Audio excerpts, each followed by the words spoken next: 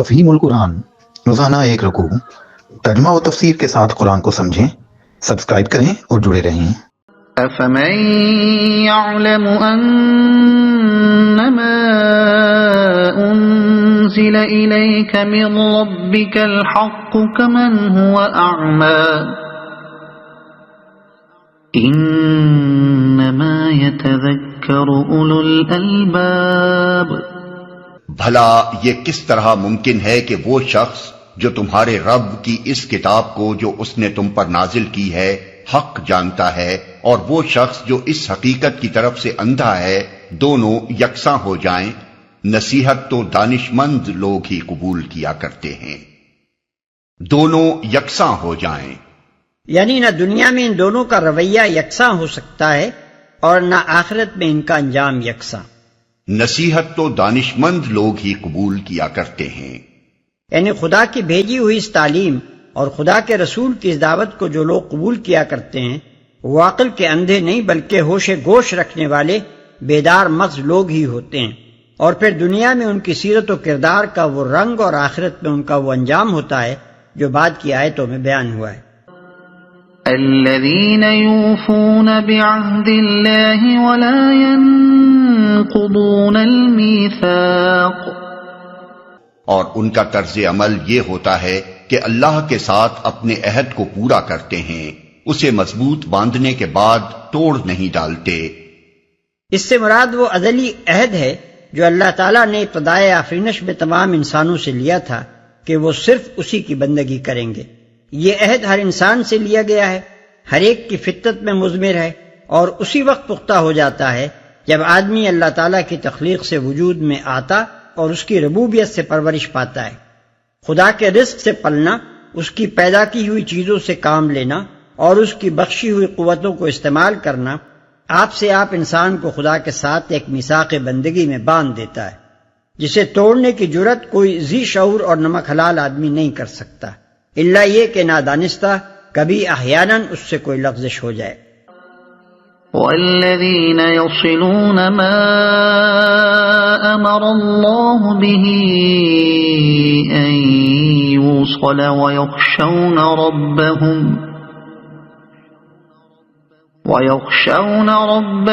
ويخافون سوء الحساب۔ ان کی روش یہ ہوتی ہے کہ اللہ نے جن جن روابط کو برقرار رکھنے کا حکم دیا ہے انہیں برقرار رکھتے ہیں، اپنے رب سے ڈرتے ہیں اور اس بات کا خوف رکھتے ہیں کہ کہیں ان سے بری طرح حساب نہ لیا جائے۔ جن روابط کو برقرار رکھنے کا حکم دیا ہے یعنی وہ تمام معاشرتی اور تمدنی روابط جن کی درستی پر انسان کی اجتماعی زندگی کی صلاح و فلاح منحصر ہے۔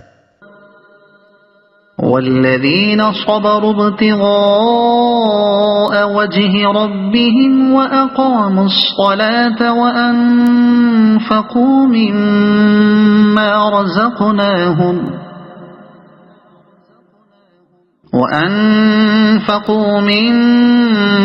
رزقناهم سرا وعلانية ويدرؤون بالحسنة السيئة أولئك لهم عقبى الدار۔ ان کا حال یہ ہوتا ہے کہ اپنے رب کی رضا کے لیے صبر سے کام لیتے ہیں، نماز قائم کرتے ہیں، ہمارے دیے ہوئے رزق میں سے علانیہ اور پوشیدہ خرچ کرتے ہیں، اور برائی کو بھلائی سے دفع کرتے ہیں۔ آخرت کا گھر انہی لوگوں کے لیے ہے، صبر سے کام لیتے ہیں۔ انہیں اپنی خواہشات کو قابو میں رکھتے ہیں، اپنے جذبات اور میلانات کو حدود کا پابند بناتے ہیں، خدا کی نافرمانی میں جن جن فائدوں اور لذتوں کا لالچ نظر آتا ہے انہیں دیکھ کر پھسل نہیں جاتے، اور خدا کی فرما برداری میں جن جن نقصانات اور تکلیفوں کا اندیشہ ہوتا ہے انہیں برداشت کر لے جاتے ہیں۔ اس لحاظ سے مومن کی پوری زندگی در حقیقت صبر کی زندگی ہے، کیونکہ وہ رضائے الہی کی امید پر اور آخرت کے پائیدار نتائج کی توقع پر اس دنیا میں ضبط نفس سے کام لیتا ہے اور گناہ کی جانب نفس کے ہر میلان کا صبر کے ساتھ مقابلہ کرتا ہے۔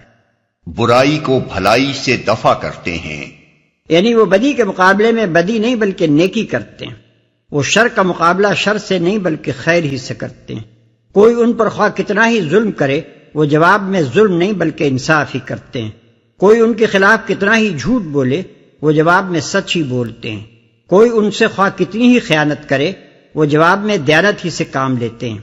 اسی معنی میں ہے وہ حدیث جس میں حضور اکرم صلی اللہ علیہ وسلم نے فرمایا، تم اپنے طرز عمل کو لوگوں کے طرز عمل کا تابع بنا کر نہ رکھو۔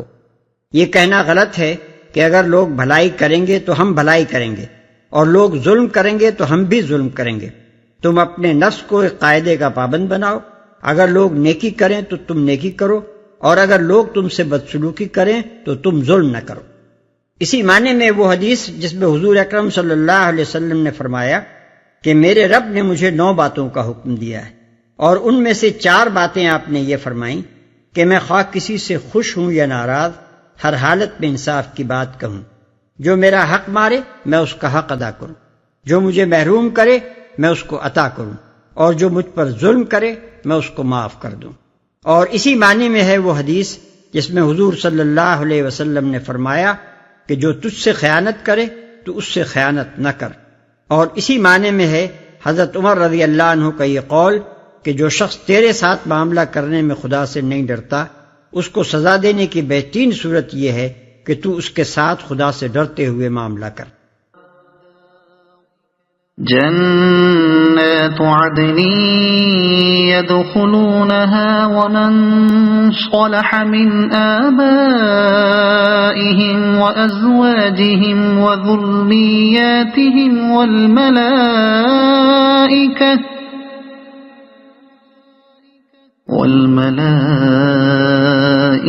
يدخلون عليهم من كل باب سلام عليكم بما صبرتم فنعم عقبى الدار والذين ينقضون عهد الله من بعد ميثاقه ويقطعون ما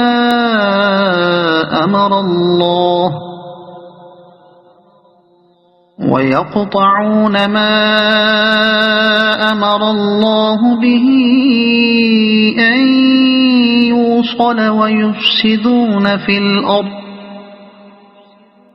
أولئك لهم اللعنة ولهم سوء الدار۔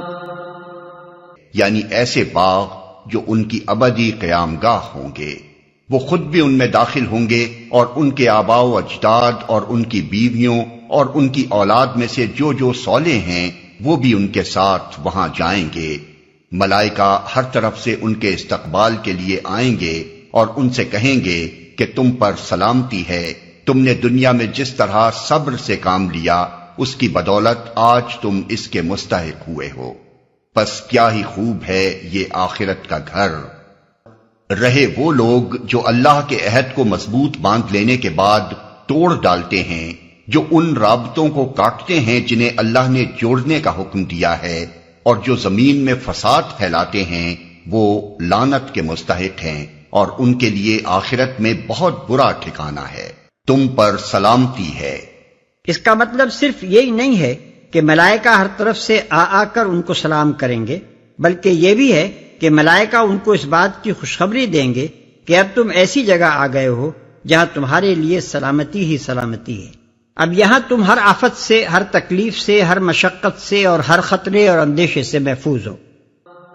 اللہ یبسط الرزق لمن یشاء ویقدر وفرحوا بالحیاة الدنیا وما الحیاة الدنیا فی الآخرة الا متاع۔ اللہ جس کو چاہتا ہے رزق کی فراخی بخشتا ہے اور جسے چاہتا ہے نپا تلا رزق دیتا ہے۔ یہ لوگ دنیاوی زندگی میں مگن ہیں، حالانکہ دنیا کی زندگی آخرت کے مقابلے میں ایک متاع قلیل کے سوا کچھ بھی نہیں۔ جسے چاہتا ہے نپا تلا رزق دیتا ہے۔ اس آیت کا پس منظر یہ ہے کہ عام جہلا کی طرح کفار مکہ بھی عقیدہ و عمل کے حسن و قباح کو دیکھنے کے بجائے امیری اور غریبی کے لحاظ سے انسانوں کی قدر و قیمت کا حساب لگاتے تھے۔ ان کا گمان یہ تھا کہ جسے دنیا میں خوب سامان عیش مل رہا ہے وہ خدا کا محبوب ہے، خواہ وہ کیسا ہی گمراہ و بدکار ہو، اور جو تنگ حال ہے وہ خدا کا مغضوب ہے، خواہ وہ کیسا ہی نیک ہو۔ اسی بنیاد پر وہ قریش کے سرداروں کو نبی صلی اللہ علیہ وسلم کے غریب ساتھیوں پر فضیلت دیتے تھے اور کہتے تھے کہ دیکھ لو اللہ کس کے ساتھ ہے۔ اس پر متنبہ فرمایا جا رہا ہے کہ رزق کی کمی و بیشی کا معاملہ اللہ کے ایک دوسرے ہی قانون سے تعلق رکھتا ہے، جس میں بے شمار دوسری مصلحتوں کے لحاظ سے کسی کو زیادہ دیا جاتا ہے اور کسی کو کم۔ یہ کوئی معیار نہیں ہے جس کے لحاظ سے انسانوں کے اخلاقی و معنوی حسن و قبح کا فیصلہ کیا جائے۔ انسانوں کے درمیان فرق مراتب کی اصل بنیاد اور ان کی سعادت و شقاوت کی اصل کسوٹی یہ ہے کہ کس نے فکر و عمل کی صحیح راہ اختیار کی اور کس نے غلط، کس نے عمدہ اوصاف کا اکتساب کیا اور کس نے برے اوصاف کا۔ مگر نادان لوگ اس کے بجائے یہ دیکھتے ہیں کہ کس کو دولت زیادہ ملی اور کس کو کم۔ اگر آپ کو یہ ویڈیو پسند آئی ہو تو اسے لائک کریں، دوسروں تک پہنچانے کے لیے شیئر کریں، اور مزید ایسی ہی معلوماتی ویڈیوز کے لیے ہمارے چینل عبد المالک ہاشمی کو سبسکرائب ضرور کریں۔ نئی اپڈیٹس کے لیے بیل آئیکن دبائیں تاکہ آپ کو ہماری ہر نئی ویڈیو بر وقت مل سکے۔ آپ کی حوصلہ افزائی ہمیں مزید بہترین مواد بنانے میں مدد دے گی۔ شکریہ۔